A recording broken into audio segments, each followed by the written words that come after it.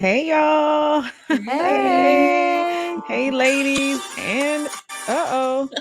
sorry, had to turn down the volume. It's Uh-oh. okay. Uh-oh. Good evening, everyone. Welcome to another episode of Love and Flow TV. I am one of your hosts, Kimberly Winborn of Kimberly Winborn LLC and founder of Coffee and Collaborations Media, Collaboration Culture Podcast. I am excited to be here tonight with my co-host. We have a guest co-host this evening by the name of Al the Great, who also has a show called The Counterculture Show on Coffee and Collaborations Media. So glad to have you. So I'm going to allow my co-hosts to introduce themselves for those who are joining for the first time. And please let us know that you're here by saying hello and sharing out the broadcast. Please share out the broadcast to others who might want to join us this evening as we talk about what is love. All right. So, Kimberly, I'll give you the floor. All right. Well, hello, everybody. I am Kimberly McGee. I am the proud owner of the management firm, Dance Fusion Online, and the Robert Ann Foundation, all under His Name Media LLC. And I am hashtag the dancing planner, and we consider it done if you're messing with me. Hmm. That sound like a Oh, street name, like you a I cut know, somebody. right? Better That's too consider funny. it done. All right, Kenya. All right. Hey, everybody. My name is Kenya Thompson. I am the owner of Word Crumbs, specializing in coaching in public speaking, on camera presence, leadership, and a few other things here and there sprinkled in. I'm also the host of Black Issues Forum on PBS North Carolina. Um, and I'm an educator, I'm a mom, I'm a co host here, and all those beautiful things, and also the production person today. So, here we go. All I'm right. multitasking. I'm sorry. And Al. Hello, hello. My name is Al the Great, your neighborhood counterculturalist. I am CEO of Good Steward Apparel and lead designer. Like Kimberly said, I am also a host on the Coffee and Collaborations family. I am a host of the Counterculture Show, which airs on Monday at 9 o'clock. And we are all about counterculture and bringing all the fire without the smoke. I like that. Bringing all the fire. So, if you all notice, we have on an eclectic array of colors this evening. We are highlighting African culture in various forms. So, we have on different patterns, different sort of jewelry, and the like, in order to highlight that ancestry, culture, and heritage as a result of February being Black History Month. It is the shortest month of the year, but one of a month of great impact. Not only is it Black History Month, but it's also Heart Health Month. So, we're going to be talking a little bit about some Black history as we dive into what is love. We're also going to jump into some heart health stuff, but not too deep into it. But we do want to talk about how you can love on yourself by loving on your body and taking good care of yourself. All right. So, let's go ahead and have our resident prayer warrior to lead us in prayer Yeah. before we move forward. We also, since we have started this is our fourth season. We do not start a show without praying first. So, Kimberly, I'm gonna pass the mic over to you to lead us in prayer. Yes. So we are going to pray tonight for love in the Yes. world, in the nation. Father, we just ask that you bridge the gap against racial division, Father God. We pray for the people who are brokenhearted, who've lost loved ones, who've lost relationships, Father God. We ask that you restore our hearts as a nation. We ask you, Lord God, to protect us and let us find your agape love, Father. We just thank you right now that we find the love of ourselves centered in you first and foremost, and continue to show your grace and mercy upon us. In Jesus' name, amen. Amen. Amen. Amen. Thank you, Kimberly. What is love? I'm so excited about this topic because it's something that I believe when we first heard that this was sort of an idea for this month, that we all kind of dove into natural conversation Mm-hmm. around love. And so I want to open the floor this evening for you to join us in that conversation as well. It's something that it seems to be it seems to be shifting. It seems to be controversial, while at the same time something that we're all seeking. There's so many dynamics and dichotomies to that word. It's only 4 letters, such a small word, but Mhm. impactful. So I am excited to have Al this evening to join us for this conversation, because I know that he is a person who's also a deep thinker and will be able to provide value to the conversation. Shout out to our co-host Dion Selby, who is taking a hiatus right now. And but we do recognize that she has been with the show since the precipice, since the very beginning. So I would be remiss and out of alignment with the word that we're talking about, love, if I don't shout her out. So shout out to Dion Selby, who we love greatly. All Yes. right. Oh my gosh, somebody was okay. So let Yeah, me you sound. not let me not get distracted. Okay. I want to know who that is because Right.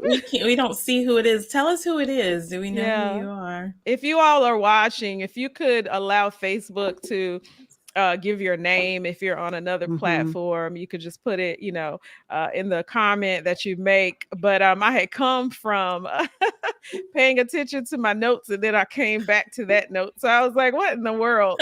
But anyway, so as I said, what is love? We are celebrating Black History Month. We're celebrating Women's Heart Health Month, but we also celebrated Valentine's Day. Mhm. So, what did anybody do anything special for Valentine's Day? How was Valentine's Day? That's such a touchy, question. Whenever I ask it of Well, anybody, it's sort of well, like, I wonder why Valentine's Day is so touchy for people who it aren't in a is. relationship. Because it seems like this national day for, well, it is National Day for Love, and if you don't have that, all you see is this inundation of people, even if they don't really love each other, pretending Mhm. like they love each other, buying gifts and all that shit, and it's just, to me, it's annoying. I've never bought into Valentine's Day. I don't really care about it, and this year, to answer your question, I was sick in bed, so it didn't even phase Oh, me. Yeah. oh, okay. Yeah. So Kenya was sick. Well, I'm glad you're better. Thank you. So, okay, what about you, Al, the resident gent on the line? What's up with Valentine's Day for you? Is it something that historically is a big deal for you, or not so much? So I am definitely, part of my love language is I like to give. Like, I like to give and I like to serve. So Valentine's Day is nice for me also because I'm a romantic. So Valentine's Day No. is nice for me because it's an opportunity to do those things, but you should be doing those things year round. I think Yeah. it is like way over commercialized. The reason for the holiday is for us to spend money anyway, like any other holiday. Yeah, exactly. And Woohoo. and I think people have such a problem with it because culturally, like, the what we think of love is just, we have such a focus on romantic love. It's just crazy. So you have people thinking like if they don't have romantic love, that means that they are not like a full person, or they're not Mm, like doing well in life, or mm-hmm. it's part of their social status and success status and kind of everything else. So I think all of that part is very annoying though. Mm-hmm. Yes. Yeah. Yeah, because I mean, Valentine's Day, I remember growing up, and this is probably why I love Valentine's Day, you are. Like, I couldn't care You're one less of if I was, those. yeah, I do. I couldn't care less if I was single or not, because like my mom for Valentine's Day used to love on us. She was a single mother. Yeah. And so she would buy us. I remember one year she bought hey Miss Betty, that was Miss That's Betty. Miss Okay, and Betty. deep Yeah. seated Okay. emotion. Yeah, so one year I remember this year, I don't know why. I guess because I used to love frogs. and she brought us a cupcake or whatever that was shaped like a frog, and it was red in the middle. I guess it's kind of nasty, like when you think about it, like you cut the frog and it's red in the middle. But anyway, That's but nasty. I That loved it because doesn't I sound know, right? very It was like appealing. when you look back Just on it, just but ruin your childhood Valentine's Day. but as a kid, you Just don't one think about, flashback. all of that. I hadn't quite gotten to biology or where you anatomy where you dissect a frog. But It was anyway, the thought that counted, right? yeah, I love that. But I loved it. She knew I love frogs. But Mhm. Valentine's Day for me has always been a space where you can love on anybody. It's not just Mm. about Yeah. it's not just about loving on some man or some woman, like couples thing. It's about loving on your children, loving on your community, loving on your neighbor, So Yeah. that's why I love Valentine's Day. It's just another day to Well, love. Like Al said, we need to be doing it every day, but it's just another yeah. day to love. That brings a good point. I think so if I want to go deep, I think it may be a little traumatically triggering because my family wasn't very lovey-dovey. Like, Mm, I really don't ever remember hearing I Mhm. love you growing up as a mm-hmm. child. I know my parents Mhm. loved me, but we never said that. So Valentine's Day was another, so aside from a romantic relationship, was another Yeah. day to emphasize the Mhm. fact that I didn't hear I love you. Mm-hmm. Yeah. Yeah. Yeah. I can see that, Kenya, and Mhm. that's a good point. You and we have two different sort of scenarios, and Mhm. that's the reason why I think it's really important for everybody to sort of respect where everybody is around Valentine's Day or whatever holiday, because you Mhm. never know what experiences back up Exactly. their reality and Mhm. how they feel about something. Yeah. Yeah. One of the things I could really appreciate with like this cultural shift with Valentine's Day is Mm-hmm. I was asking women what they were getting their partners or husbands Mm. Mm-hmm. or boyfriends, what they were getting them for Valentine's Day, and for the most part most of them said they were getting them something. And I, Mm-hmm. I Mhm. don't know if some of them, after I asked the question, is like, oh, I might need to get them something. I don't know if it was that kind of thing, but I could appreciate that, because men want to be loved too, and Mhm. I think it is, talking about what thinking about what Kenya said, like as a man, as a boy, you don't really grow up saying I love you, and the only time you really say it is in you're in a romantic relationship. Mhm. And Yeah. I was definitely one of those people, or conditioned to be one of those people. Like you don't really say that. Yeah.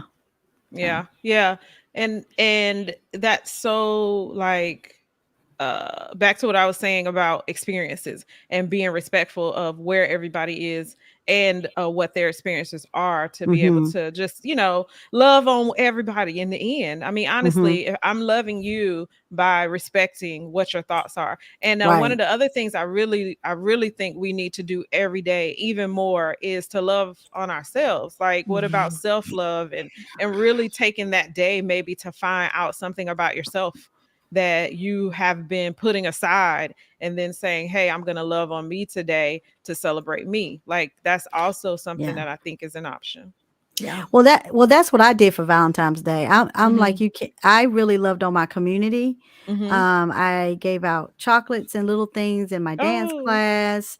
One of the things I loved doing was helping my grandson do his first Valentine's Day cards for daycare. Mm-hmm. No, And that Oh, that's was so sweet. much fun, and holding his hand and writing his name and going through his list and getting chocolates for his teachers. And there were a couple of people that I knew were single, and I knew I was going to be seeing them. So I made sure they had flowers.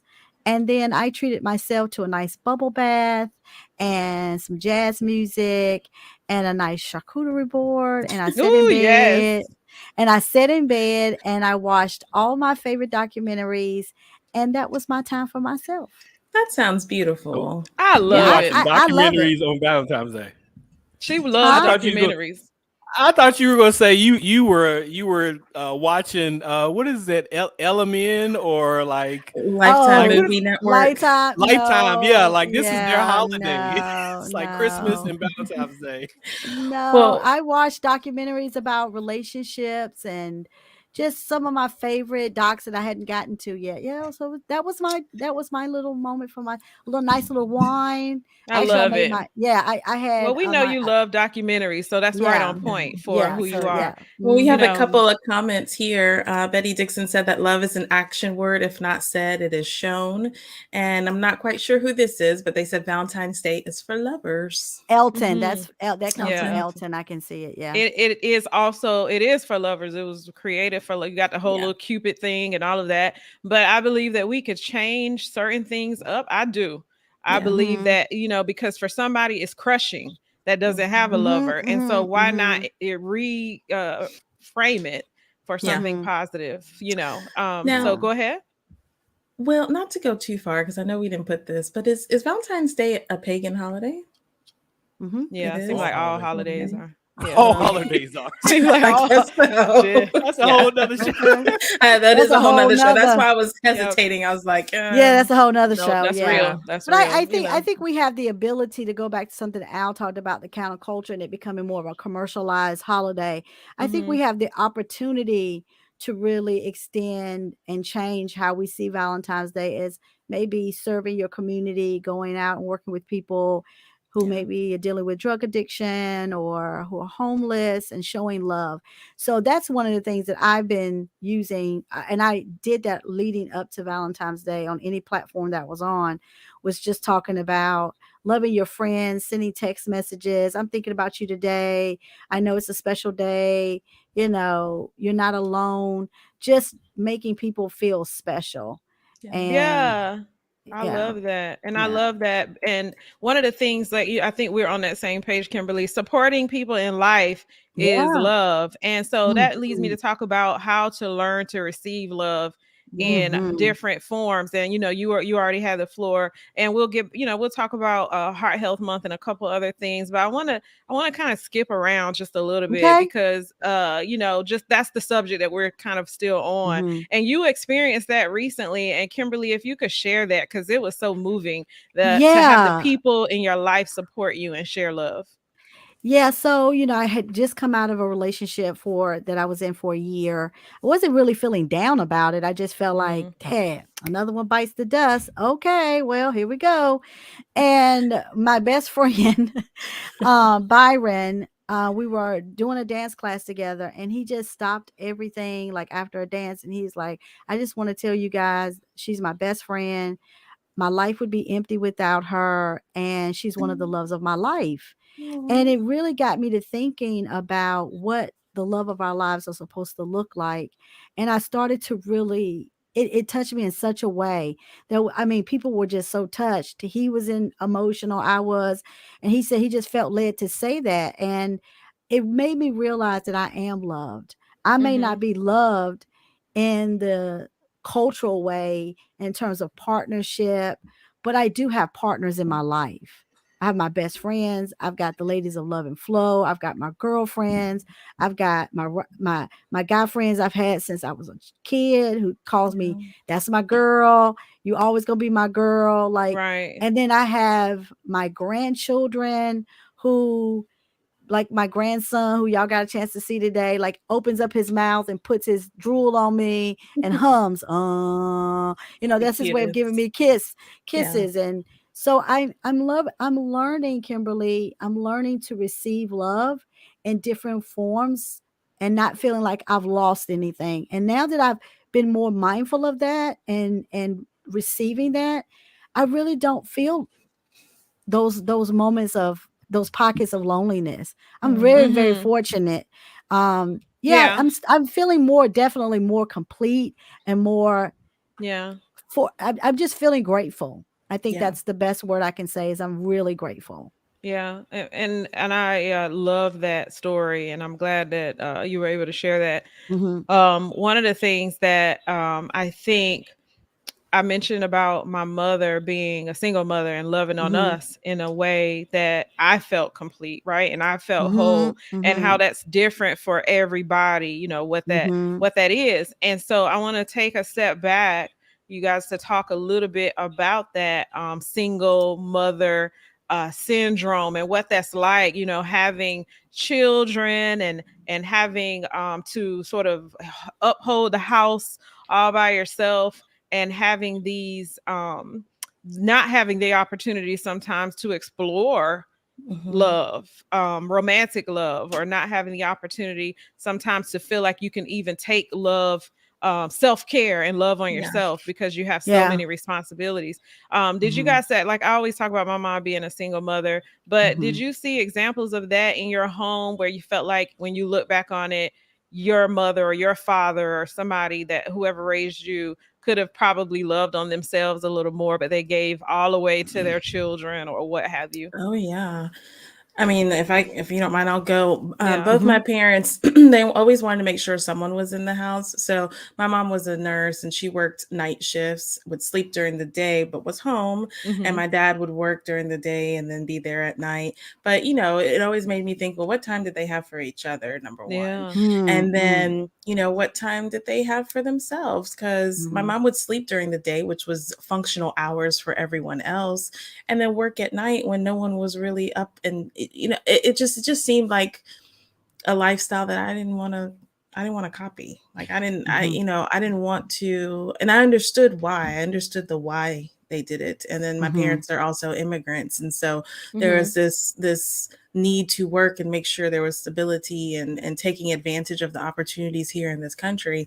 um but I look at them both now, and they're aging and they look Mm. frail, and I'm like, y'all have never had time to love on Mhm. yourself. Mhm. Yeah. Yeah. Yeah, I think single mother syndrome is one of those things that you love on your kids so much that you forget that you are important as well.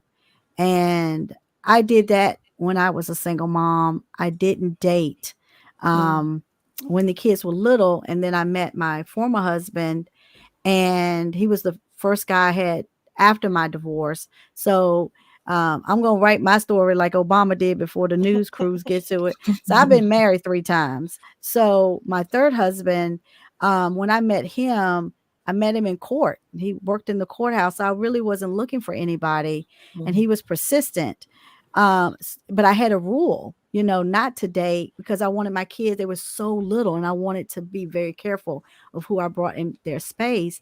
But I did make them. I was a helicopter mom, Mhm. Mhm. and I really struggle with even buying myself things and loving myself first and putting myself first before my kids. I felt like if I did that, I was a bad mom. Yeah.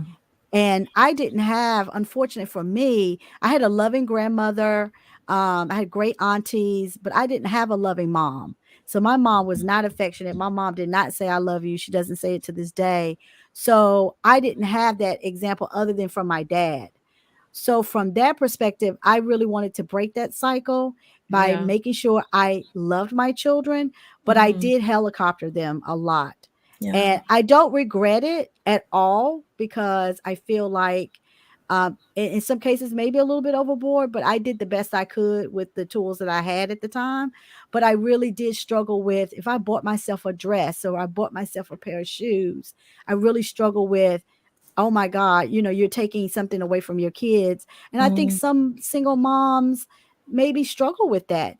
Doing something for themselves. Mhm.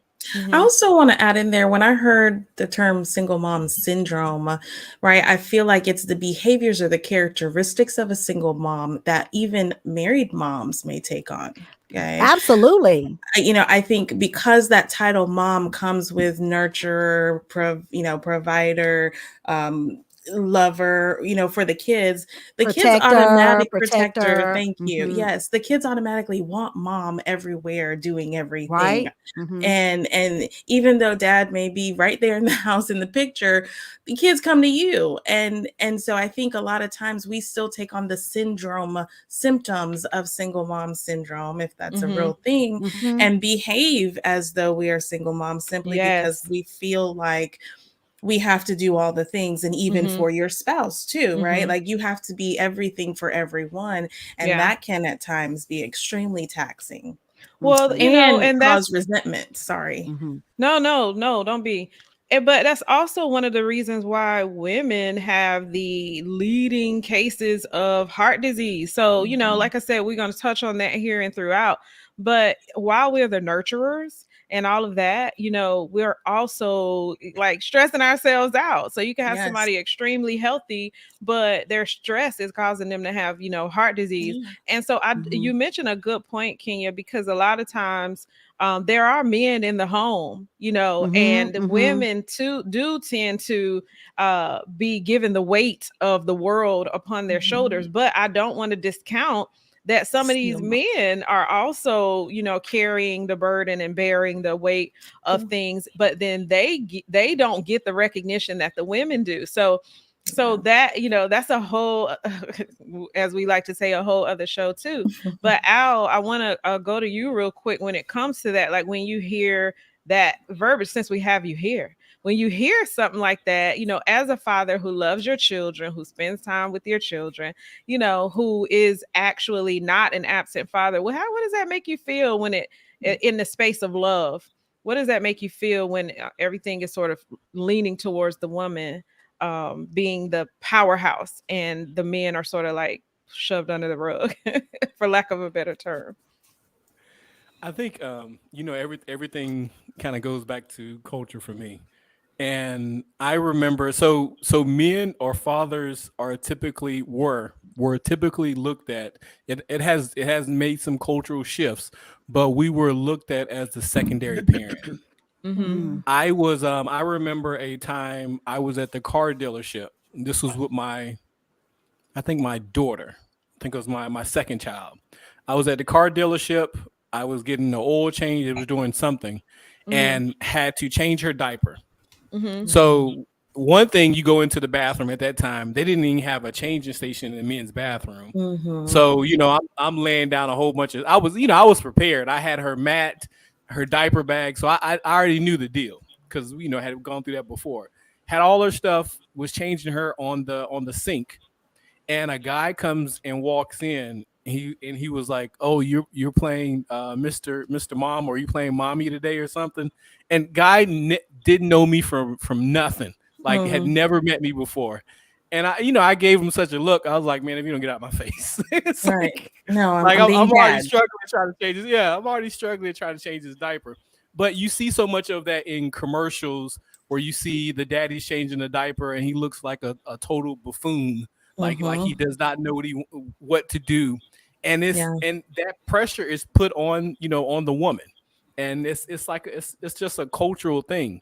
And I Yeah. think it also causes so many issues in relationships, especially marriages, like what you said, Kenya.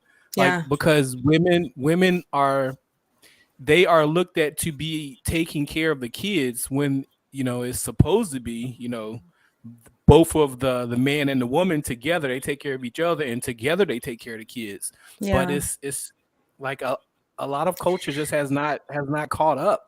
Yeah, it's hard because I always used to laugh every time when my kids were little and I'd come home, everything hurt. All of a sudden, everybody had something wrong. There was a pain. The day was terrible. But I could have called earlier, everybody kikiing and laughing. The minute mom walks through the door, mommy, it's just this element of protector, nurture, all those things, like we said earlier. And how do we as mothers deny our children that, Mhm. you know? I think understanding that, so men and women parent differently. Yeah. So I Yes. know one of the difference with my kid's mother and me. So if my kids fall down, I'm going to listen to see what type of cry it is. If I'm Mhm. not there, Mhm. is it I'm actually hurt cry, or is a cry like I just want somebody there, I want some attention, and Yeah. I'm Mhm. going to watch them, and I'm not going to react, because a Mhm. lot of times, especially with toddlers, they're looking for your face. And I see Mhm. so many mothers do it, and their face is like they're hurt. So then Yeah. the toddler starts crying, and then they Mhm. start responding, and the dad is like, okay, come on and get up, let's brush yourself off, come on, let's get Right. back on the bike, because I feel like a lot of dads are But about resilience, but you Yeah. do you know why that is? because Why? women are nurturers, yeah. No, because they came from our wombs. Well, I Yeah, think this yeah. is a great segue into the next topic, right? About how we learn or about how we learn to receive love in different forms. So we Right. talk about, when we get older, we get into our relationships, a lot of how we receive good or bad love from people is based off of how we received love as a child.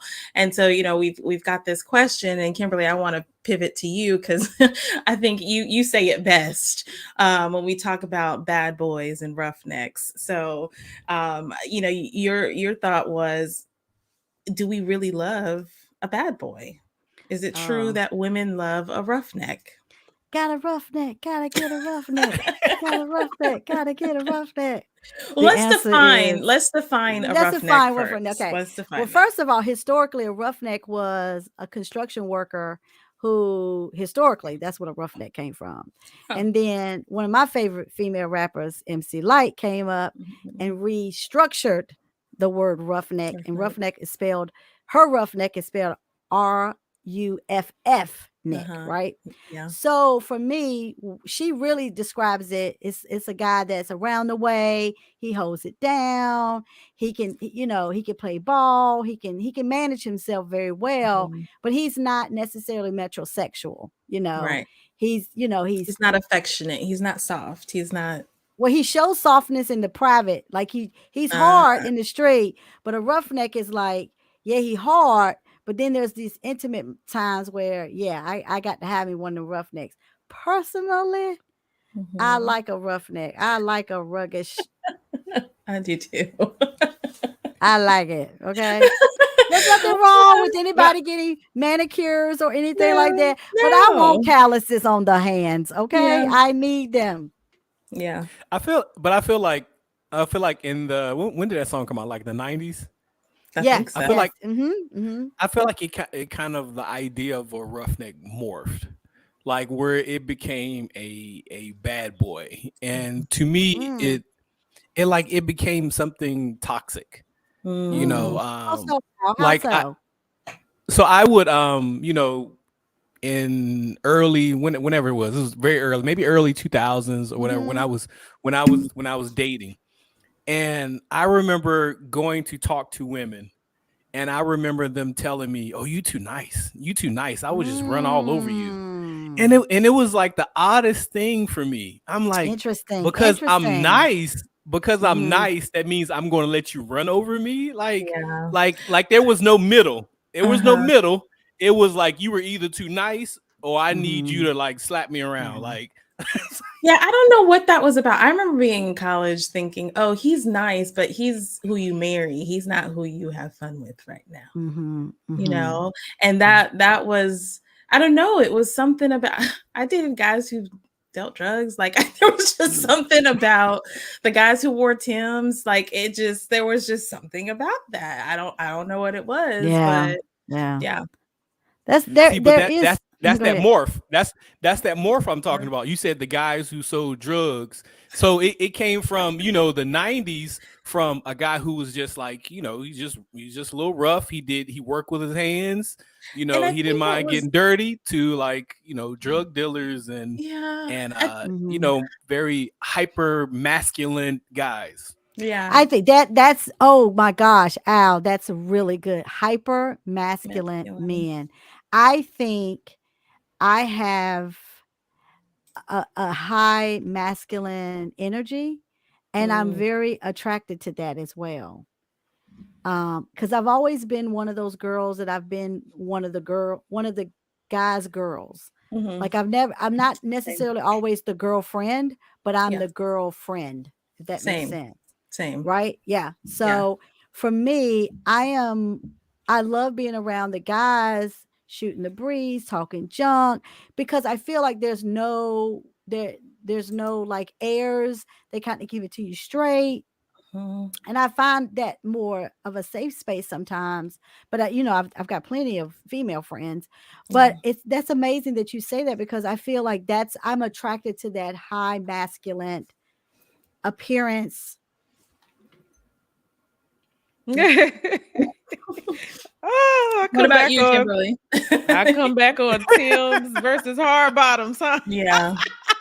What you got to add? I don't know. I mean, a rough neck. I remember the song. I remember, the whole idea that women don't want the good guy; they all only want the bad guy. And from as a person who always had guy friends, nice guy friends too. Like I remember, oh, she doesn't want me. The whole conversation of I'm not rough enough or what have you. Yeah. I mean, I think there's a little something to a rough neck, somebody who can handle you. Like everybody want this. I think a lot of women just want to know that somebody can, like, they can't step all over them. But nobody wants to be beat or or choked or anything like that. So yeah. Right. So Yeah. yeah, Is I think so I is that remember. Go ahead. is that a protection thing? Do you think What? like a female wanting to feel like they're protected, like they know that their man's gonna step in front of the bullet if necessary? Is Ooh, that what if that a man, is? I think it's a part of it. And I think it's also just like, wanting somebody that can't dominate you, right? Because especially as women who have had to be leaders and Mm-hmm. head of household, or you've seen that as you've grown up, it's sort Yeah. of like, well, I don't want some man who can dominate me, while at the same time I want somebody who can protect me. And so a roughneck, especially if you got one that's kind of like you guys have been talking about, rough in the street, but behind the scenes, sort of like soft and all of that, then Right. it's like a good balance. It's like, okay, he can throw on his rough hat, but behind the scenes, he's gentle with me. So I Mhm. think there's something to that. Mhm. I kind of just, I never really was a person who loved a roughneck personally. It Mhm. was sort of for me about, conversation, who made me laugh, different things like that. And then, but if you think about it, you fast forward to like college, a little bit past. I know I'm a little bit older than you guys. Well, the two of you. But I remember my girlfriends loving guys that had on like blazers and like nice shoes, maybe from like was Mhm. Aldo, or just Yeah. like nice shoes. And so I think that transitioned based on age and where you are too. I Yeah. don't know if that's maturity, or I don't know what it is, but you Yeah, I didn't didn't get want, into blazers till like after college. That wasn't a thing for us. And so Yeah, this is oh yeah, I had generational, right? This is yeah, generational. generation. I'm still not into blazers, so I haven't learned my lesson, obviously. You still like a Oh man, roughneck. I can't. So Yes. What does I'm our learning a audience lot about you, think? Kimberly McGee. I'm Yeah, our learning a audience lot. has I was been like, I never quiet. thought. And I still have not the learned my audience lesson, is really quiet. So, obviously. I mean, guys, what do you guys think? Anybody in the audience, if Yeah. there's any females out there, did you like a roughneck? If there are any males out there, did you try to be a roughneck because you thought the ladies liked a Right. roughneck? And that's another good question when it comes to love and romance and all of that. Like, have you ever intentionally shown up as your representative because you didn't feel like, now I don't know if anybody's gonna be honest about that, but if it was years ago, you might, and you might married and Mhm. all of that. But did you ever like not feel like you were good enough because you weren't a roughneck or because you were nice or whatever? So you try to portray a rougher sort of stigma or characteristics, Image. Yeah, I image because remember of it, I remember boys in college. I'm like, you ain't hard. Like I know you're smacking you in not. the back of the head. Yes. I like I know you're not who I'm a you're roughneck. portraying to be. Yeah, And you knew that. Like you could pick out the boys who really weren't that. They were just trying to appeal to it because that was running. what was trendy. But Yeah, yeah. yeah. I think so. So this is it's an interesting question for me because I know for sure I had to like during that time, so the culture of men has changed, how men are looked at, or what Mm-hmm. manhood looks like has changed. During Mhm. that time, we were in the action hero era, with Sylvester Stallone and Arnold Schwarzenegger. So men were looked at as you need to be big and bulky, and it was all about the big guys and about being rough and tough and being able to fight and all these other things. Um, so I'm sure a lot of boys, or men at that time, they were conditioned to, okay, this is what a man looks like. I Mm-hmm. was more in the middle. I would never have ever called myself a roughneck, but I did a lot of fighting. Like Mm. I sold drugs, like, so, Really, like, Al? So were you? so, but I So was, you really was a bad boy then, more Yeah. so than a but I roughneck. really wasn't. Like, I really wasn't. Like, you know how you're doing stuff. So, I had a whole, Watch my like, choker. so I had, I was, I want to say womanizer, but I never like treated anybody wrong. But it was still like multiple women. Al. But but Multiple but that's what. women. But yeah, but that's what men are. That's what men were conditioned to do. Like, that's Mhm. and Yeah. I've said this so many times before. So a man still today, a man's value is by culture standards is how much money he makes and how many women want him. Like, that has not changed. It was even more back then. So men going to do what they have to do to accommodate. And if a man's value is all about the hunt and trying to get the woman, like, he's gonna put on whatever mask he needs to put on. Mm. Mhm. So Well, then here, that go go ahead, ahead, Kim. Kimberly. No, no, no, no. Go ahead, Kimberly. Well, I mean, you're talking about wearing the mask, and the number of notches on the belt basically being the thing that makes you a man, or whatever, at some point in life. When and where do you decide that that's not the proper thing? Like, what happened for you in your life that you decided that? And I know we want to talk a little bit about men who feel like, or people rather, who feel like they want to lead a lifestyle where they are dealing with like multiple folks. Is that really love? So anyway, Mm. we're gonna dive into that. But I have a question for you, Al. When did you decide? Like, what made you decide that you were no longer gonna live that lifestyle? So I think so. It's a two-parter question, because I decided probably once I had maybe my first child, Mm-hmm. but not even then. I can't even say that. Al. Lord, Maybe it was like let's my I recant the question. Right. I'm gonna be like Cheryl over here giving you these eyes. Right, right, right. so maybe What's your maybe it was like answer? early 30s. But so this I say it's a two-part question, because Okay. still, a lot of things, and I think with men, like, we don't have enough conversations. We Mm, don't we don't know enough about what it means to be a man. I think still to this day, and we don't have mm, enough conversations, because we still wrap our value up in those two things.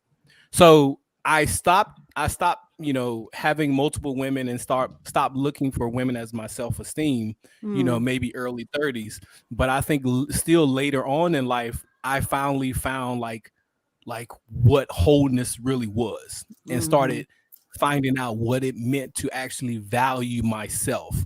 So I Mm. think mm. that's why I say it's like a two-parter thing. Like, it took growth from one thing to the next, and that was a big span in between there. So I have a question for Al, talking about wholeness and finding yourself, and you being this soft version of a bad boy. What do you think about Akon and him really being more supportive of men being more living a polygamous life versus a monogamous life? And being very open about he can afford it, so he should have multiple wives, supporting Nick Cannon for having multiple children, because I think he AKA has spreading his seed. right, and I think he has almost 12 children by 10 different women. They all are aware, the children overlap in age. Mm. So I mean, what do you think? Because you found wholeness in yourself. I think when you find wholeness, you don't. I in my thoughts is, then what's the point of having all of these multiple relationships? So I think it's the same thing. Like, as much as people try to, I think they try to. I've heard all these arguments, and it's Mm-hmm. funny to me, because I've heard one argument where having multiple women is like it's the natural thing. Look at Mm-hmm. animals, but we're not animals. Mm-hmm. Like, men are not animals. But also they'll say that the white Christianity is what kind of brought this idea of, like, one man, one wife. Mm. Like, no, like, it's a lot of different things. I think it's looking for It's looking for value. It's putting your desires over like actual like righteousness. And I think that is where we've gotten it wrong so many times, and that continues to fail us over and over again. Like it's hard enough loving one woman, like really fully getting to know one woman, having an understanding of one woman, and being able to stay connected as that one woman grows and matures and develops, like as both of you do that. Now you're Mm-hmm. talking about multiple women, like it's an impossible thing. Yeah. Mm-hmm. Well, that leads us to our segment, Love on a Two-Way Street, because I don't know if I just, okay, I'm going to say this. And Kimberly, you jump in here. What's the difference between you knowing that he's seeing someone and you co-sign with that versus he's seeing someone anyway and you have no knowledge of it? So is that a polygamous relationship? But I think part of being a polygamist that everyone knows about it, but it's almost like what would one do? Well, I mean, I think it's also, I think it's selfish. But Mm, that's just my opinion. I don't knock anybody for what they want to do in life. I'm gonna love you anyway. But I feel like it's uh, I don't think that we are actually created to have multiple um partners, mm, in at the, especially at the same time. Like I have probably, to many people, extreme thoughts on relationships. I believe we can do it. I believe we can, but I believe, so if you really think back over various people that you gave yourself to, right? Or various people, even your heart, like I don't mean sexually. And if you could take it back potentially, would you? Most people probably would say mhm, yes, because there's a space that is taken somewhat from you. You may have learned from the experience. It could mhm, have been even a great experience, but when you go too deep, you know it, right? And so I mhm, just really feel like polygamy, especially in today's standards, while some communities practice that, some communities are very open, the sister wives and all of that. I believe somebody on the other side is a little jealous. Somebody is feeling some type of emptiness or something. mhm, Like, I just don't, I believe you can I don't believe that it's a whole space. It's not for me. I'm just gonna say that. Like, it's mhm, not for me. I want one person, and I like dating. So see, that's the thing. Date, in my opinion, date, and then when you're ready to settle down, stop dating. But mm, until then, just live an open, like, hey, I don't want to be serious. I don't want to be committed, and that's that. As opposed to, putting people in situations, or allowing yourself, rather, to be put in a situation where you're actually not happy, but you're settling. And I think a lot mm, of times people do settle just to have someone, just to have what they feel is some version of love. But I believe when you really truly understand the value of love and what love is, and I think we should define that. I think we're going to talk about that too. I'm sorry, that just came to my mind. If I stepped on, I don't want to step on any toes. But like, when you really truly understand what love is, then you don't allow some of the stuff that people allow, just searching mhm, for and accepting the mhm, version that has been presented to them that mhm, might Mhm. be tainted. mhm, Yeah. So I So hope that so answered the question about polygamy. I ain't for it. one of the things that just kind of made me think though, like you said, dating more than one person at a time. Mm-hmm. I feel like by almost like today's standards, dating, like there's not much difference between dating and being in a relationship. mm, Like versus, I'm saying, okay, most people when they're in a relationship, I feel like most people when you say you're in a relationship, you are expecting that you're going to be with this one person. Mm-hmm. But when you're dating or you're in a relationship, people are doing the same things.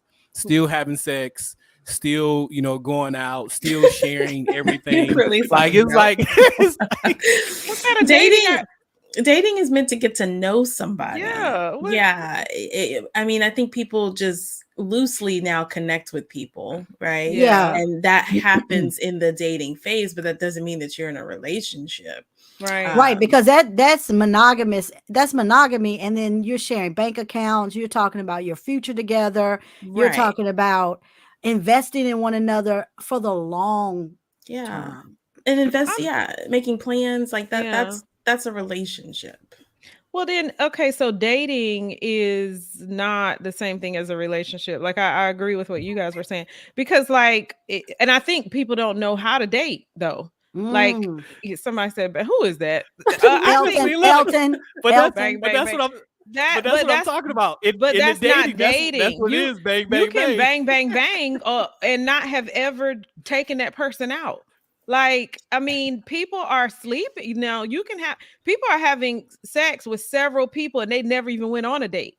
Yeah. So Mhm. I think dating means like Kenya was talking about, you're getting to know a person, you're Mhm. going out, you're going your separate ways at the end of the night, or whatever y'all want to do. For me, Mhm. dating is we are going our separate ways at the end of the night. And so it's a weed out process. So if my goal is to get married, right, and I'm dating, then I'm not giving myself to all these different people. That you're I'm weeding, dating. I'm Yeah. having this experience here, having this one there, and I'm weeding them out so I can say, you know what, I would love to be friends, because you realize some date or something, that ain't Mhm. the one.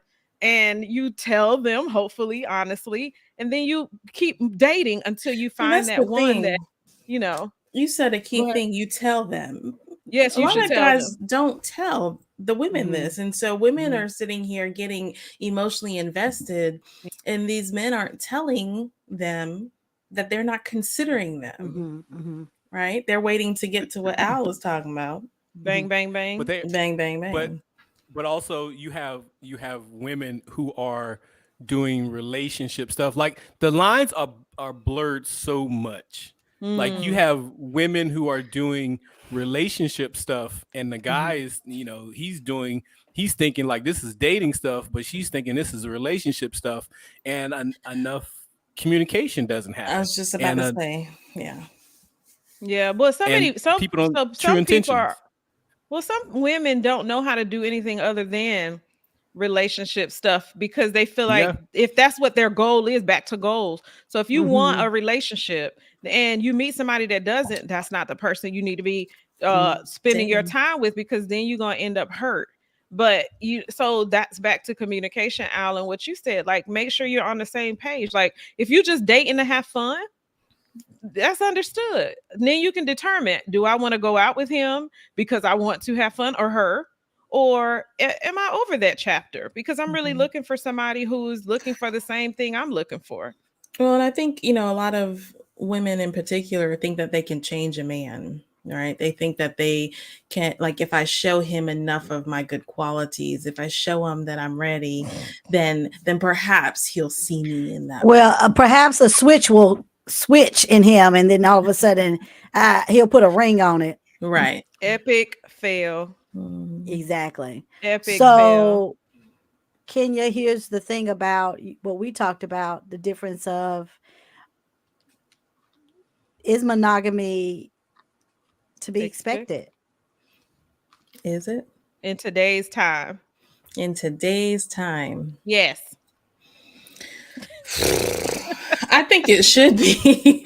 I think it should be expected. Is it expected? I don't know. I think we have too many examples of people who we think are monogamous, Mhm. and then all of a sudden we find out they're not, and it creates this false illusion of what love looks like. And I know we'll talk Mhm. later about some real love examples, but I was listening to something where Will Smith and Jada, we already know about their Hmm. Mhm. entanglement, Mhm. but Yes. then Jaden's coming out talking about things that he's seen around the house. And like Will and Jada to me were such a powerhouse couple. And to now think that all of that was a smoke screen, it just, Mhm. Hmm. I don't Mhm. know. It just feels Yeah. discouraging, honestly. But I don't I think. I Go don't ahead. think we should be looking at celebrities though a lot of times for our, and I know we do, But that's but what we like, see. That's what we're fed, but what about right?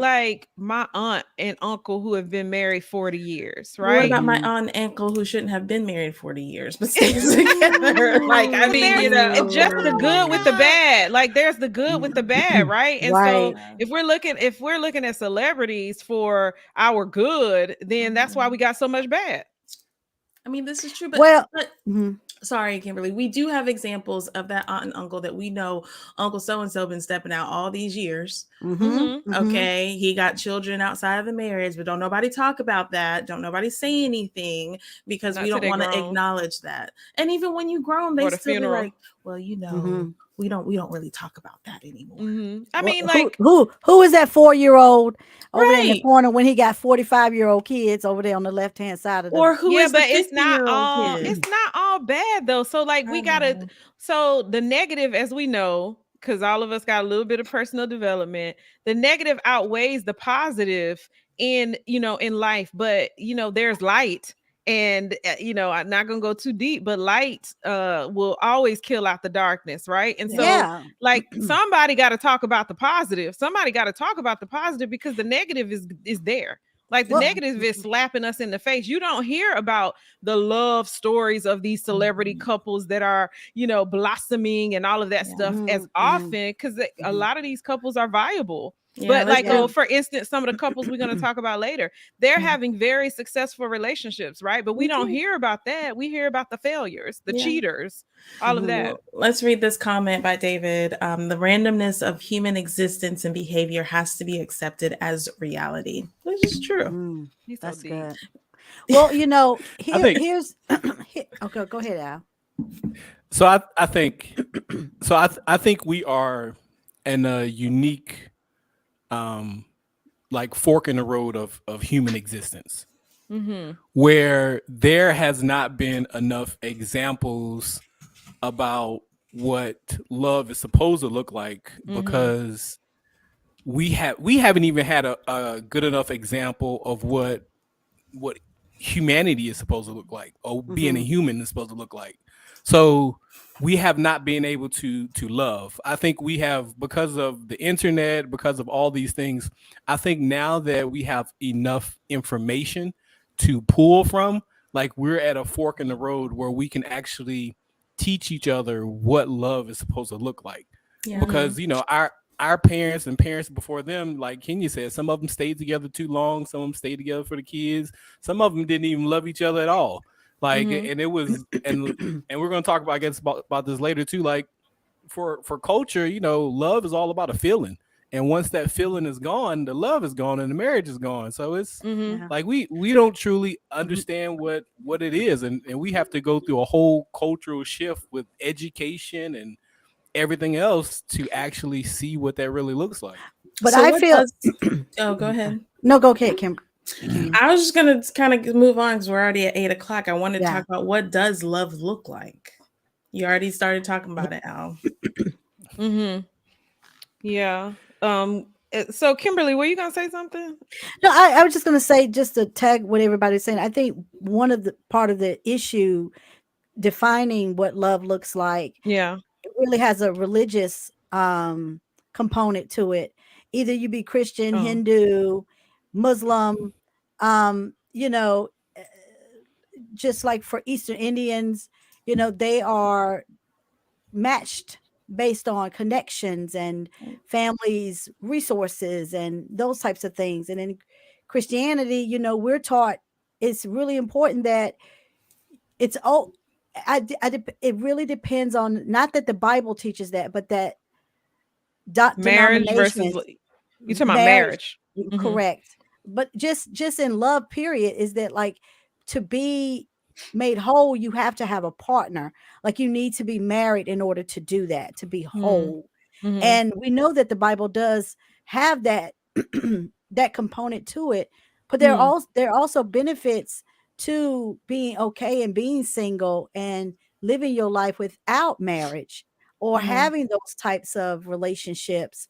So I do think the pressure of being married, the pressure of feeling being loved or complete in love has religion to me has a lot to do with that as well, depending regardless of what religion you Kim- practice. Well, Kimberly McGee, you Mhm. said the Bible talks about in order to be whole that you have to come together Yeah, because it says a man and a woman shall come together. They to should they to cleave to one another. Right. And so to cleave, that means that to be whole, you have to come together.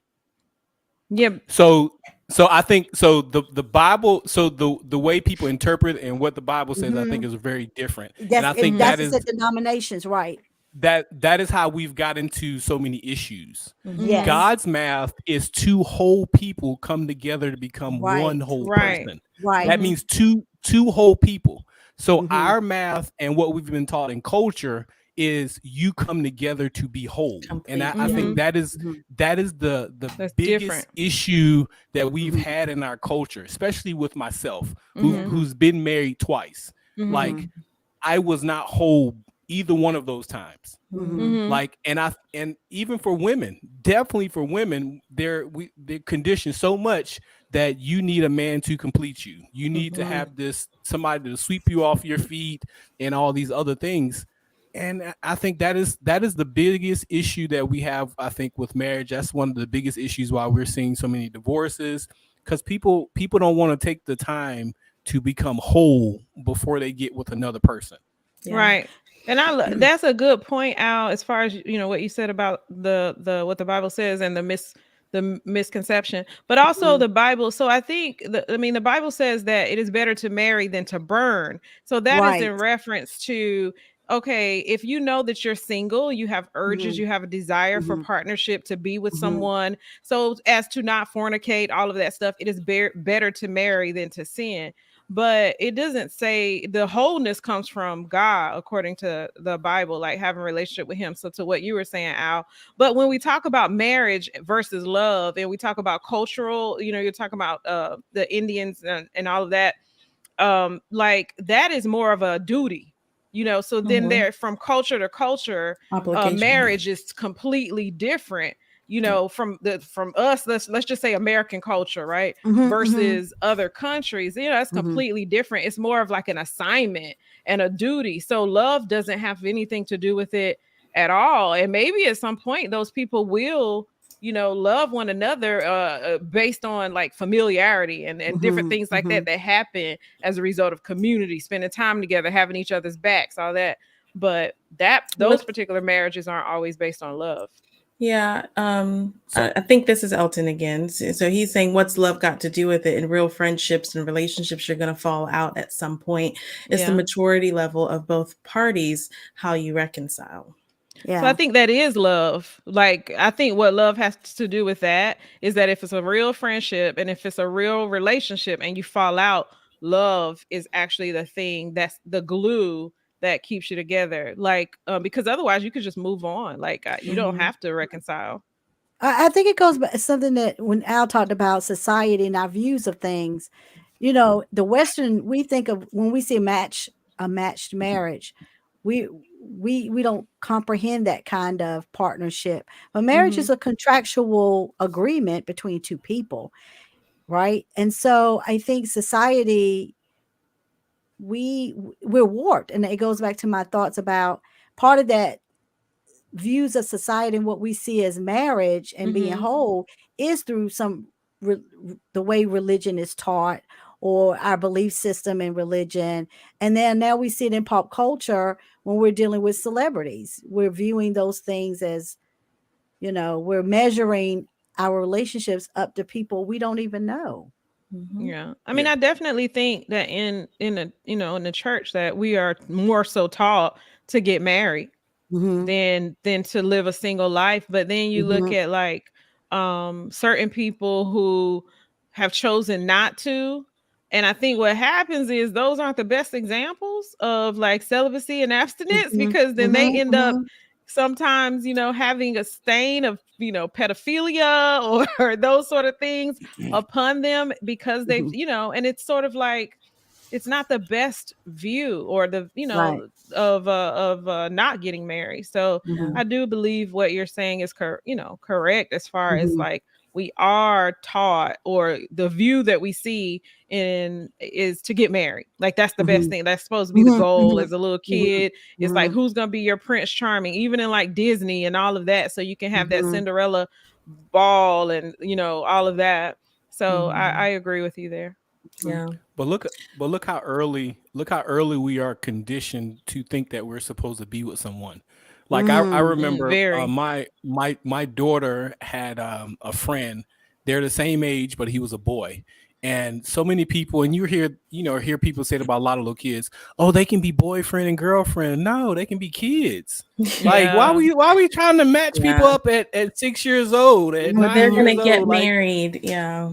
Mhm. yeah, I'm like, but that's how early that conditioning Mhm. starts. And Mhm. one of the Yeah. things I appreciate about the Western culture, about not Western culture, about the Indian culture, Mhm. sometimes I feel like those marriages work better because we are since the time of Adam and Eve, we've put our desires before everything else. Mhm. And I Mhm. feel like Mhm. those marriages work better because it's not based on this person's desires. A lot of Mhm. times the families coming together, maybe the family knows you, the family knows them, they know you very well, so they know what's going to work for you. Versus Mhm. when we get into a marriage, we're focusing on our desires and our wants versus looking to the future, how we can grow together, all these other things. And I Yeah. think that's why that works sometimes. Yeah. Mhm. It's Yeah. Well, more that goes back to responsibility. yeah, that goes back to Kenya's question. So, what does love look like? Because Yeah. I think we have to really change how we see love, and it goes back to my point about views of celebrity and pop culture.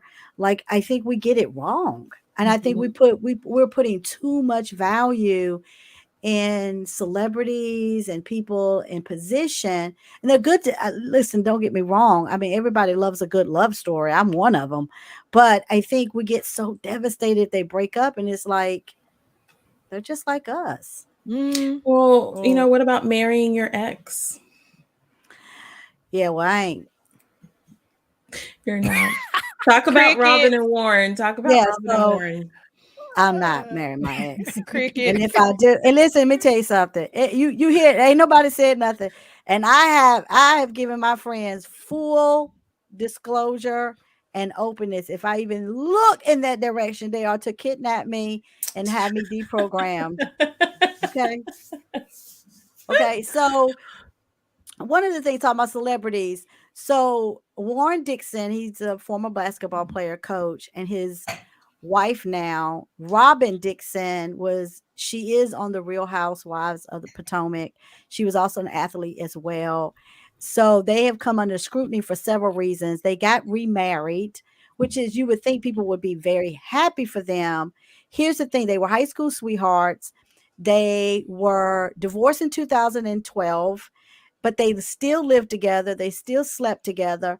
But Warren has always stepped out on his wife.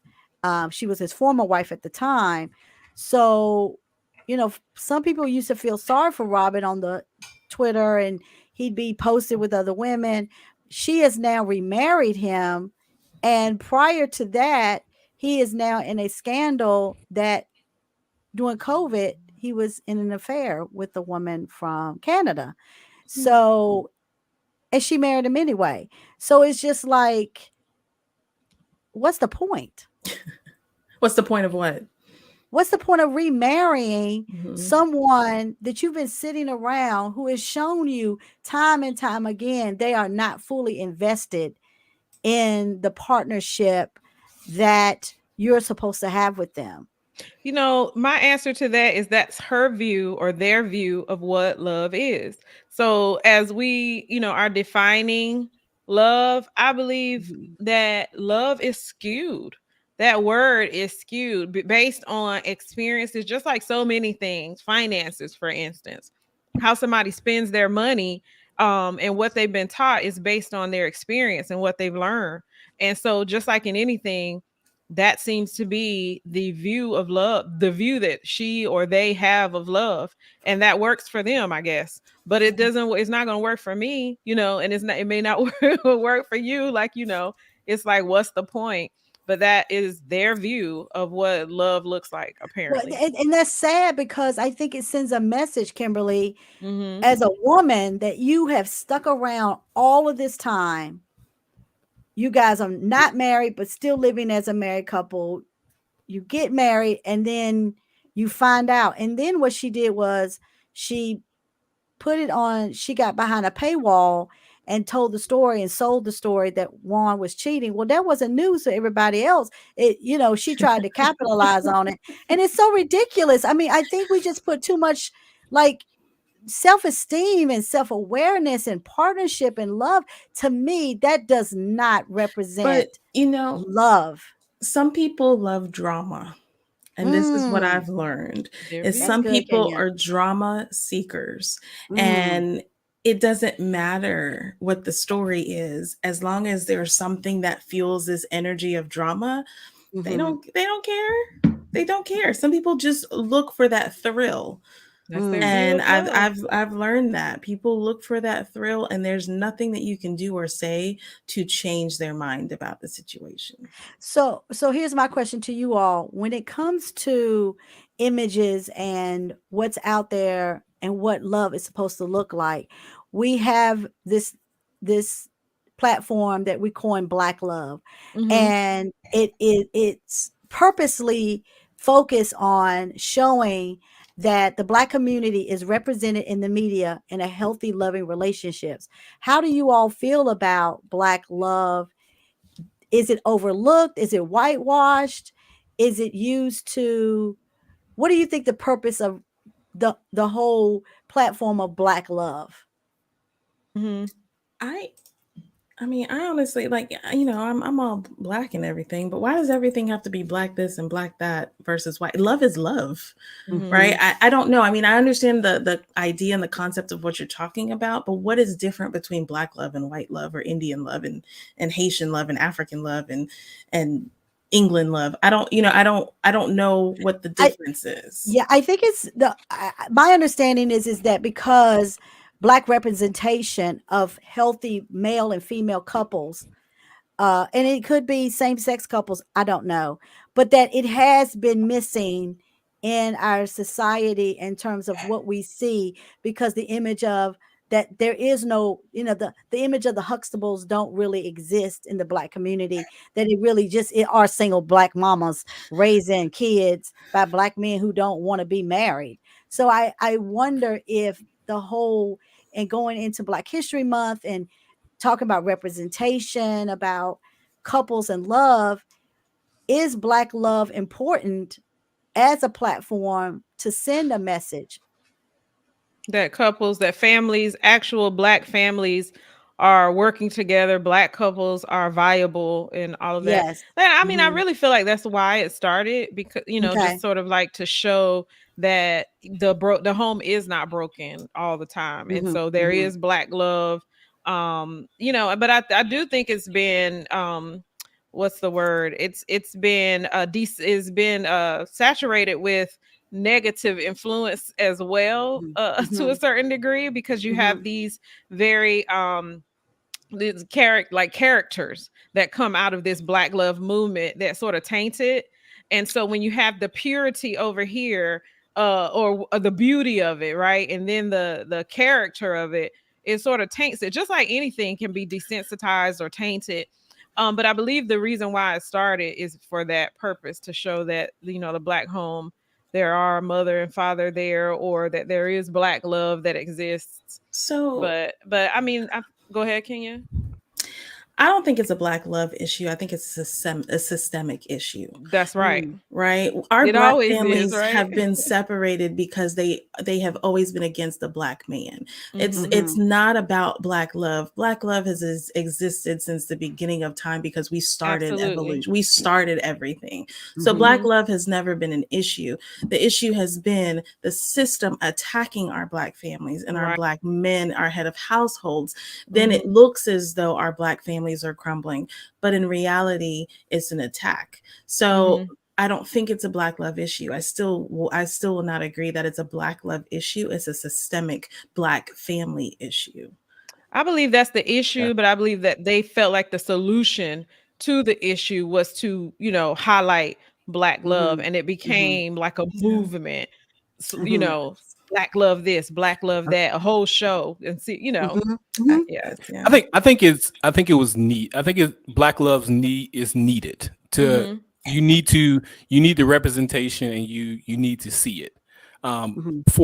For the reason of kind of what Kenya said, because like we are still dealing with trauma since slavery that no one ever wants to talk about, but we're still dealing with that because trauma is in our DNA. And back then, you had the man was treated like a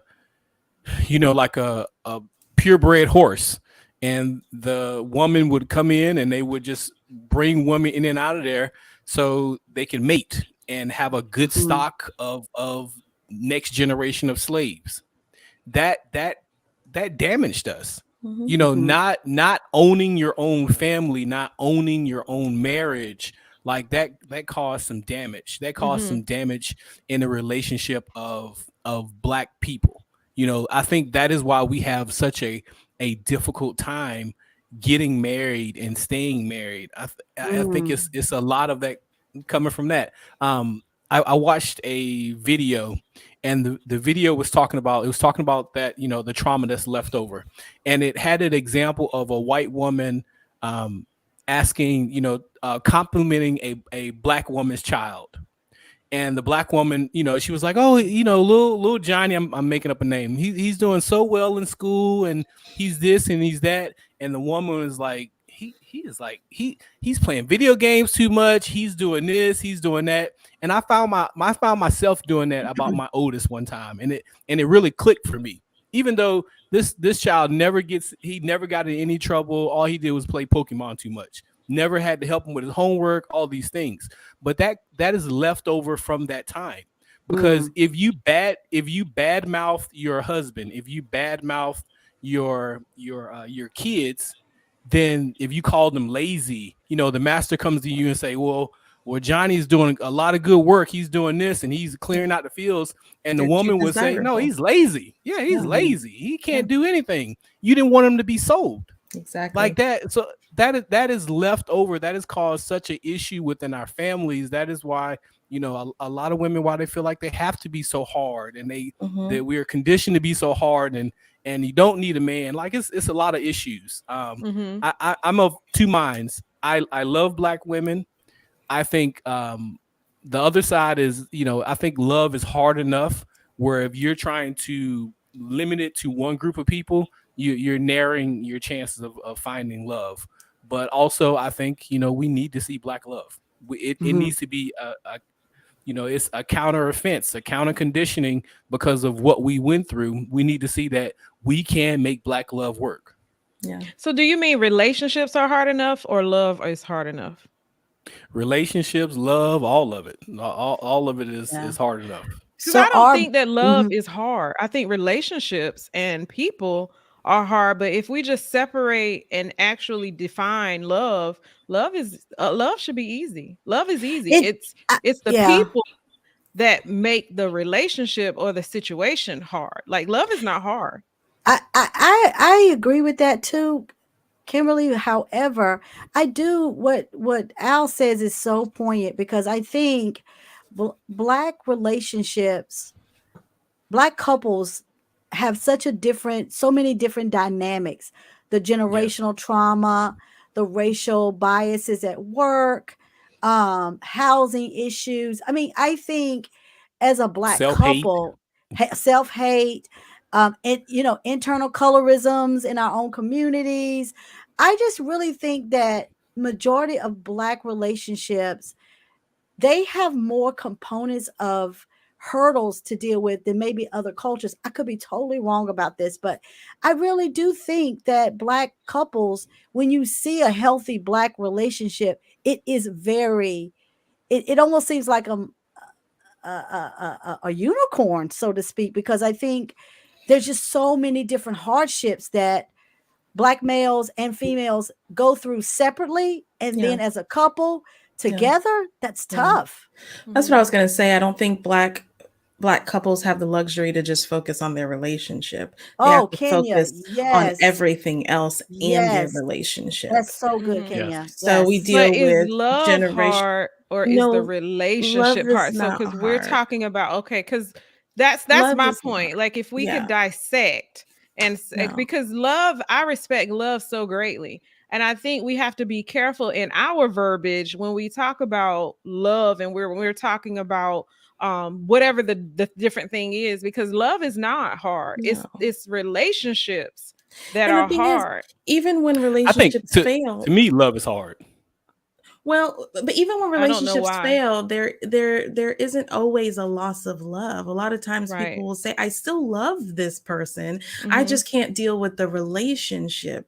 We hmm make hmm love hard because we create this synonymous relationship and love together, but we love easily. Yeah. You wouldn't let your spouse or your exes die if there was a car coming towards them, right? You would do your Mhm. best to save them. I don't think there's anyone that has such hatred in their heart for someone, even if you don't like them, that the love that we have as human beings for one another wouldn't yeah. wouldn't allow us to save a person if we couldn't, or if we could, right? The thing is, love gets complicated because of the heaviness that a relationship can bring sometimes. Mhm. But That's what I feel. yeah, but I think you can't nurture that love, Right. going back to what you said, Kenya, because you have so many other different things that come Yes. in. And I Yes. think, like you just said very beautifully, that Black couples don't have the luxury to focus on nurturing No. what love is, because there's so many different hurdles that I think Black men have to deal with separately, Yeah. and then trying to be vulnerable, be open to their spouse, and then their spouse won't. I just think it's Yeah. really tough. And What I is know that love? What is What- love? Because I want to know why it's hard. Like we haven't defined it. So what is everybody's definition of love? Gosh, that's I, a hard thing to I define. think love is respect. I think love is compassion.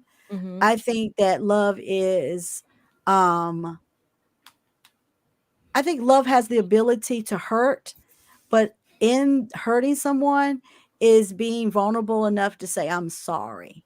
Yeah. And I sometimes I think we don't have that compassion. Because we it's not mirrored. Hmm. Sometimes it's not mirrored in our lives, our upbringing, our community, and it goes back to what we just said. It's representation, and so I those that's my definition of love. So you love is I action think and thing, in your Yeah. opinion. It's Absolutely, action and yeah, thing. Because if yeah, it has the ability to hurt, then love is a thing. mm-hmm, Okay. yeah, Go I ahead. think the I think the feeling of love isn't hard. Like Mhm. you can love somebody. That emotion comes out naturally. mm-hmm, But I Mhm. think actual love is hard to me. And I think love mm-hmm, is sacrifice. That's mm, Mhm. anything that is worth doing or it's going to cost you something. That is why mm-hmm, love is sacrifice. Even if you have, if you say you love somebody and they're just your friend, you're still going to sacrifice some time. You're still going to sacrifice your ego if they check you on something. You're still Mhm. going to sacrifice mm-hmm, something. And I mm-hmm, think, the reason that we have such a hard time with love is because we have not learned to love ourselves. mm-hmm, Mhm. We are a lot of us are pouring from empty cups, mm-hmm, Mhm. and we're just pouring out more emptiness. Yeah. Like you have to put on your mask first. And Yeah. we have not learned to do that as a people, to actually love yourself first so you can love somebody else. So you Mhm. can be vulnerable and understand like what you're giving up and what you need to sacrifice. Like I think that's why it will always be hard because mm-hmm. you have to Okay. sacrifice something. Well said. Yeah. I like that. Can I go? Is that cool? Go Yeah. ahead. Mhm. So, I looked it up. And the definition is an intense feeling of deep affection. Okay. Mhm. And Mhm. so when we think, I love what Al said because I think love is a sacrifice. However, when we think about sacrifice, we think about God's sacrifice, for example, of Mhm. giving Mhm. his only son. Never could I ever imagine giving my son to anything or any cause. Mhm. I Mhm. don't think that we can love to that magnitude. Like, I Mhm. don't know how I can. Maybe other people can, but I could not bear to give my son. I would give myself before I gave my son. And Mhm. that to me is demonstration of love and sacrifice in that sense. Mhm. But to say that when we talk about, relational love, it has to be on the same page, in my opinion. I Mhm. can't Mhm. love you more than you love yourself. Mhm. Mhm. I can't love you more than you love me, right? And so if you can't find someone to match in your love, then love gets to be this undercurrent thing that doesn't take precedence in a relationship. Mhm. So I Mhm. think it's about finding someone who's on the same page of you as to what you find love to be, and that can Mhm. be different for so many people. That could be knowing that you recognize when I'm tired, so you wash the dishes instead of waiting for me to wash them. That could be Mhm. taking out the trash without me having to ask you because you know I hate doing it. That Mhm. could be filling up my tank because I'm usually, off work late at night and I don't want to go to the gas station by myself at night. Those are things that I see as love, but it's only if you recognize the other person appreciates that and needs that. Love is filling a gap of need for the other person. I was And gonna say Mhm. that love yeah, fills And the then gap. I think and love I fills think the in gap. relationships, Mhm. I think for me, love has different layers. hmm When you're talking about an emotion attached to it hmm or the human aspect of it. But when you just separate it, and for your example, Kenya, of talking about God's love, when he sacrificed, and that example of sacrifice, and how difficult that would be for you, right? A lot of times we think of God in human, in a human way, way. and so sacrifice for God was duty, Yeah, right? That yeah, was that was the plan from the beginning. Mhm. So if that was the plan for the beginning, to send his son to sacrifice himself for us right. because of his love for us, that takes, so God isn't, the emotion and all of that is not attached to that, Indeed, right? indeed. It's Yeah. duty. And Mhm. so what speaking to that, love is patient. Love is Mhm. kind. It does not Mhm. envy. It does not boast. It is not Both. Mhm. proud. It does not Mhm. dishonor But how others. many of It us is can not really do that? self-seeking. Hold on. It is not easily angered. It keeps Right. no record. All of us can. All of us can. It keeps no record of wrongs. Love does not delight in evil, but Mhm. rejoices with the truth. It Mhm. always protects, always Mhm. trusts, always hopes, always perseveres. We may not get it right, but we're capable.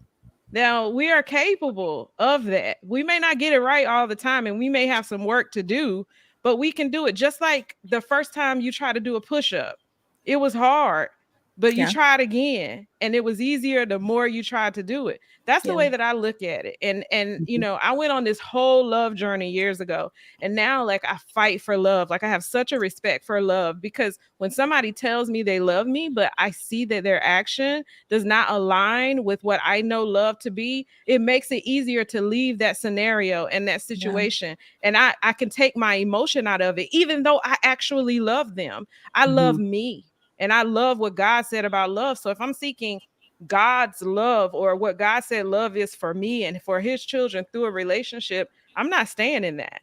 Yeah. I'm not Yeah. staying in something that doesn't show me that. And so that Mhm. helps me to love me and to understand that Mhm. sacrifice that God made for me by sending his, you know what I'm saying? And I have to Mhm. Well, respect that. So that's why love for me yeah. is, it's not hard.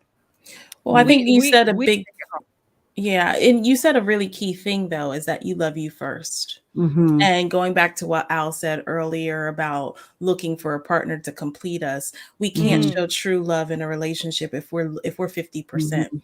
right? Mhm. Yeah. Because once that person exits, once that person doesn't show us an iota of love because they're having a bad day, all of a sudden it's no longer love, and now we have a Mhm. Mhm. problem in a relationship. But that's because we weren't whole coming to the relationship. And Right. well, I And think not that's where only do we have a compassion. problem Mhm. in the relationship, we also have a problem with love. Yes. I Yeah. remember Yeah. throwing love in the trash when Yeah. Mhm. when it had a face of various Mhm. people that hurt me. Yeah. and they Mhm. said I Yeah. love you.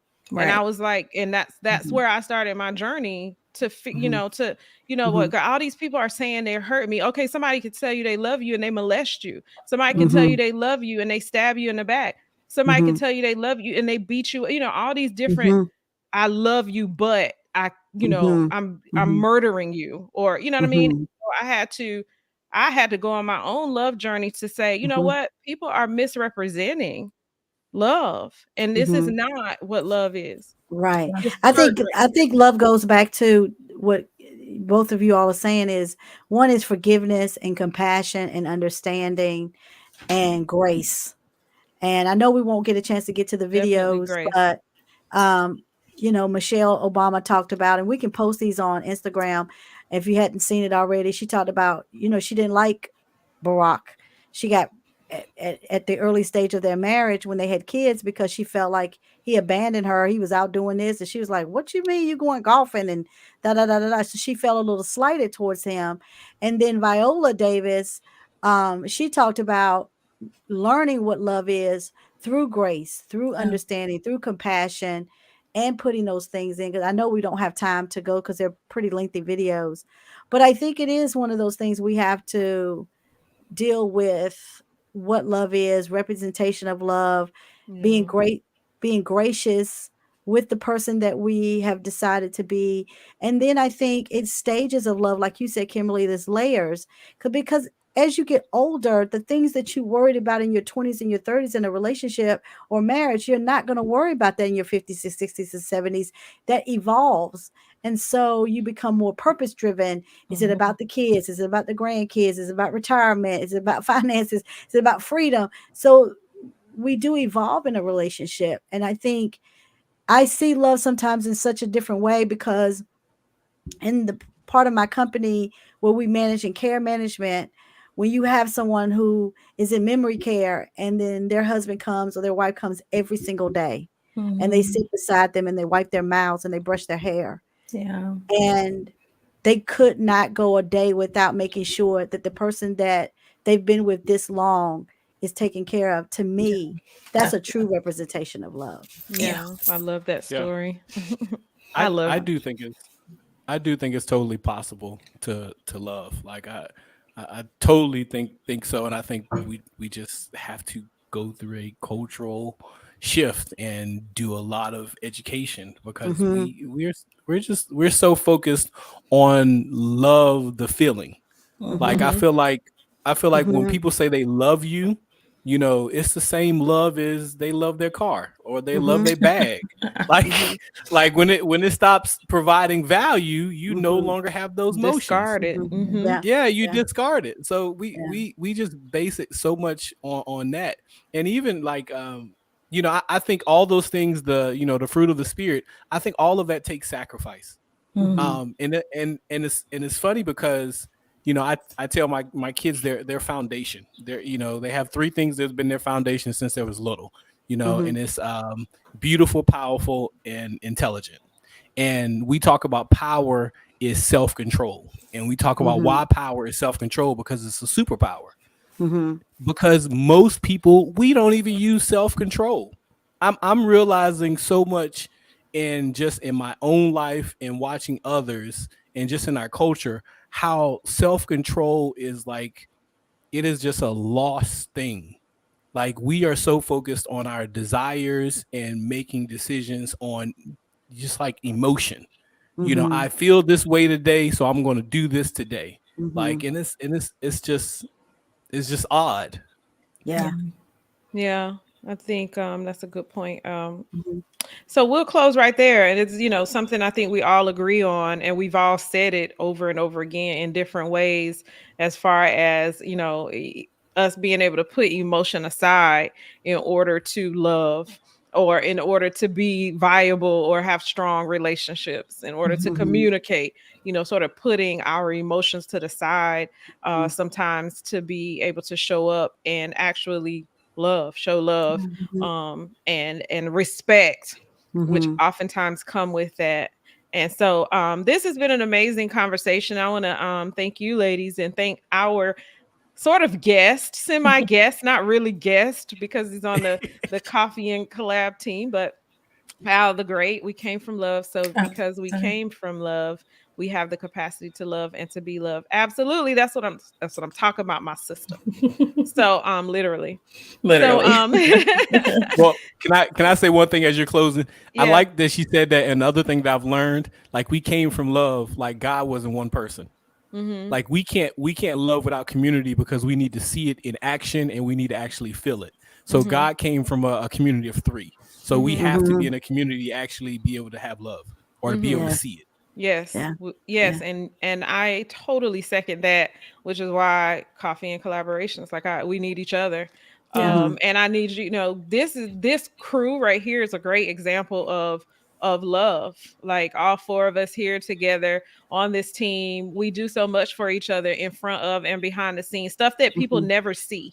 Mhm. And I really truly believe that this is a great example. These four boxes right here Mhm. of love. And so I want to thank each of you for being a part of the team. I want to thank each of you who joined tonight. I want to shout out our sponsor, Mhm. Industry Image, who does all of our branding, graphics, anything around coffee and collaborations, the logo, the various flyers, all of that. I want to shout out him for Elton Benjamin Business Creative. So check him out for brand strategy, logos, graphic design, campaigns. He will brand you. So shout out to him. And also we have sponsored TCP Magazine. We don't have any updated information, but go to TCP Magazine online on social media, the connection place. It's a gospel magazine, online presence, events, and things of the like, led by Peggy Tatum in Raleigh, North Carolina. So shout out to her and that company as well. So we will be back here March 25th for Yes. another fire show My Yes. on birthday weekend. which Just is Yeah. yes, Yay. Kenya's birthday And weekend, and we putting plans in place for that yeah. big occasion. So just I don't know if it's gonna be public or private, but we're gonna have fun. Can it's can year I can I 40. also can I Yes, also year jump in 40. that can I also jump in that Monday at 7 that Jay Dwayne and I are going to have a drip moment on Love and Flow group page talking about why is being black so funny for Hmm. Yes, Black I History was. Month. Thank you for. I was gonna actually shout that out too, but Yeah, thank thanks. you, Kimberly, for doing that.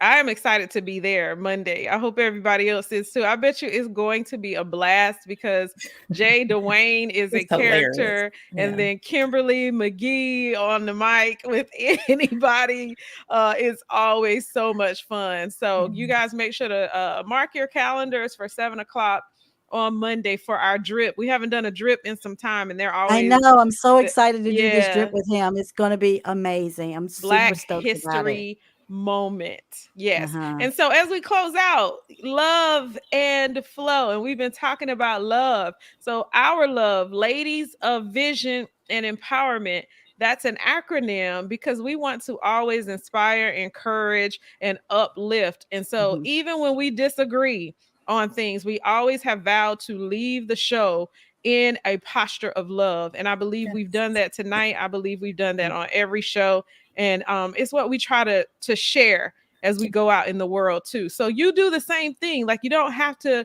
We've said this throughout the show. You don't have to agree on everything that somebody believes, but that doesn't mean you do the opposite. Hate Yeah. them just because you have a different view and different opinion. Let's try Mhm. love. I know it sounds really cheesy and cliche, but how Yeah. about it? Like let's try Yeah. love. Yeah. Well, a couple more announcements before we go. Make sure Yeah. to catch Kimberly on the 28th. That's Woo, Tuesday, woo. talking about wealth, love, and legacy. So make sure you tune in at 5 p.m. live. And you can also, I'm going to come off, you can also see Kimberly Winborn next Friday on PBS on Black Issues Forum, talking about wealth and generational wealth and how to create that. So make sure you tune in on PBS North Carolina, pbsnc.org at 7 p.m. on Friday, and then it'll obviously be there all weekend and forever until is taken down. And then also come and check me out on Thursday at 6:30 p.m. New series called Unpacked, where myself and the producers of Black Issues Forum come and just talk about topics of the week, as well as some new things to lift that may not fit the show, but can certainly fit social platforms. So come give your ideas, give your thoughts, suggestions for new topics on the show as well. Thursday, 6:30 p.m. That's great. Your nails look good in that Oh, thank flyer. you. Yeah, Thanks. so pretty. All right. Well, you guys have our announcements. Church service is over. Right. Govern yourselves. You Accordingly. can see your tithes and offering too. No, but govern yourselves accordingly. Have a great rest of your weekend. Thank you for joining. We really truly appreciate you. Follow us at Love and Flow TV on Instagram and on Facebook. Follow us everywhere at Coffee and Collaborations so that you can get those flyers and all of that information in case you missed it tonight. So share the broadcast, share that what we're all about and who we're all about. Make sure to check out Al the Great on the Counterculture Show on Mondays, and you can find out if he's gonna miss a week or if he's gonna go on vacation or when it's gonna come back and all of that good stuff by just following Coffee and Collaborations across the board. If you follow that, you'll find out everything. All right, you all have a great rest of your evening. Enjoy some Black History Month facts. Shout them out, share them on Facebook, and don't let it stop in February. Do it and do it and do it and do it and do it again, right? Doing it and doing it and Do it doing Doing it it, well. Doing doing it it well. right. again. Doing it, doing it, doing it. LL All Have a right. good night. Good Good night. night, you all. Bye. Have a good night. Thanks.